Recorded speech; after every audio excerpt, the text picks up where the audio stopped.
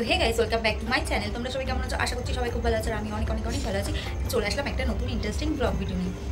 এখন যাব ঠাকুর দেখতে। বেসিক্যালি ঠাকুর দেখতে না, এমনিই বেরাবো।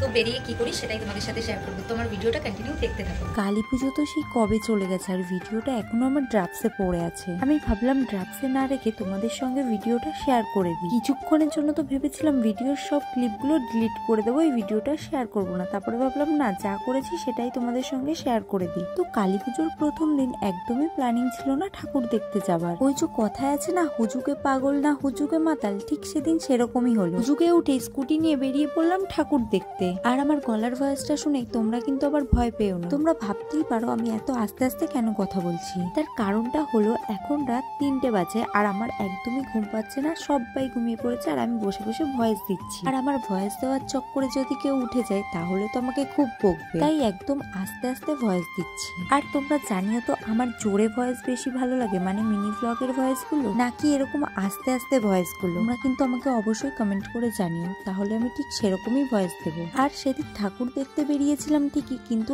একদমই দূরে যাইনি। বাড়ির আশেপাশে যতগুলো ঠাকুর ছিল ঠিক ততগুলো ঠাকুর দেখেছি, মানে সব দেখিনি, কিছু কিছু ঠাকুর দেখেছি। আর আমরা কিন্তু শুধু ঠাকুর দেখিনি, সাথে ঠাকুরের প্রসাদও খেয়েছি। আর এই প্রসাদ খাওয়া নিয়েও একটা ছোট্ট মজার গল্প আছে। আমাদের যে রাস্তা দিয়ে যাবার কথা ছিল সেই রাস্তায় না বড় একটা লরি দাঁড়িয়েছিল, তাই আমরা পাশে একটা সরু গলি ছিল সেই গলি দিয়ে যাচ্ছিলাম। ওই গলির মধ্যে ঢুকে দেখি ফ্রাইড রাইস আলুর দম প্রসাদ দিচ্ছে। আর আমরা তো লোভ না সামলাতে পেরে খেয়েই নিলাম। আর তারপর তো অনেকক্ষণ ঘুরেছিলাম, আর ঘুরতে ঘুরতে খুব খিদে পেয়ে গেছিল, তাই একটা রোল খেয়ে নিয়েছিলাম। তারপর তো রোল খেয়ে বেশি দেরি না করে বাড়ির দিকে চলে এলাম। আর বাড়ি এসে দেখি বোনেরা এখানে বাজি ফাটাচ্ছে। আর আমার না দূর থেকে বাজি ফাটানো দেখতে খুব ভালো লাগে, কিন্তু নিজে বাজি ফাটাতে ভীষণ ভয় লাগে, ভীষণ মানে ভীষণ ভয় লাগে। আমার তো কালী পুজোর প্রথম দিনটা ঠিক এভাবে কেটেছিল। তোমাদের কেমন কেটেছিল আমাকে কিন্তু অবশ্যই জানিও। তো আজকের মতো টাটা, দেখা হবে তোমাদের সাথে নেক্সট অন্য কোনো ভিডিওতে। আর তোমাদের যদি আমার এই ভিডিওটা একটু ভালো লাগে তাহলে একটা লাইক, কমেন্ট আর একটা সাবস্ক্রাইব করে দিও। টাটা।